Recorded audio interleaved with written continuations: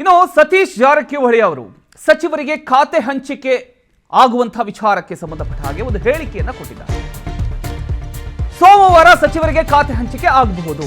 ಇವತ್ತು ಸಿಎಂ ಡಿಕೆಶಿ ಹಾಗೂ ಸಿದ್ದರಾಮಯ್ಯ ದೆಹಲಿಗೆ ಹೋಗ್ತಾ ಇದ್ದಾರೆ. ಸೋಮವಾರ ಸಚಿವರ ಖಾತೆಗಳು ಫೈನಲ್ ಆಗುವಂತಹ ಎಲ್ಲ ಸಾಧ್ಯತೆಗಳು ಇದ್ದಾವೆ. ದೆಹಲಿ ಭೇಟಿ ಸಹಜ, ಅದರಲ್ಲಿ ಯಾವುದೇ ಒಂದು ವಿಶೇಷತೆ ಇಲ್ಲ. ಸಚಿವ ಸತೀಶ್ ಜಾರಕಿಹೊಳಿ ಅವರು ಈ ರೀತಿಯ ಒಂದು ಹೇಳಿಕೆಯನ್ನು ಕೊಟ್ಟಿರತಕ್ಕಂಥದ್ದು. ಈಗ ಇಷ್ಟು ಡಿಲೇ ಆಗಿದೆ.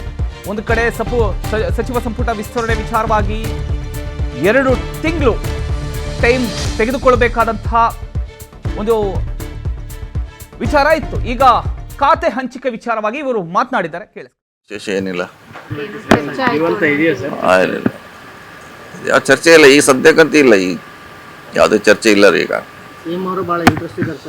ಬಂದಾಗ ನೋಡೋಣ. ಈಗಂತ ಸದ್ಯಕ್ಕೆ ಇಲ್ಲ, ಮಾಡ್ತಾರೆ. ಎಲ್ಲದಕ್ಕೆ ಕಾಲ ಬೇಕು.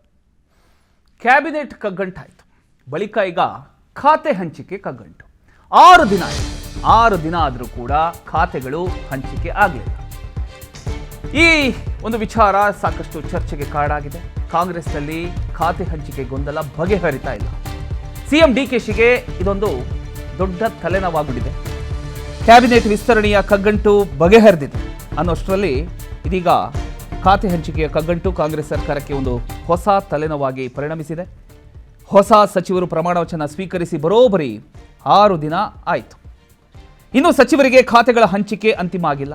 ಹೀಗಾಗಿ ಯಾವ ಸಚಿವರಿಗೆ ಯಾವ ಖಾತೆ ಅನ್ನುವಂಥ ಒಂದು ಕುತೂಹಲ, ಅದರ ಜೊತೆಗೆ ಕಾಂಗ್ರೆಸ್ ಒಳಗಡೆ ಒಂದಿಷ್ಟು ಲಾಬಿ ಹಾಗೂ ಅಸಮಾಧಾನದ ಚರ್ಚೆ ಕೂಡ ಈಗ ಮುಂದುವರೆದಿದೆ.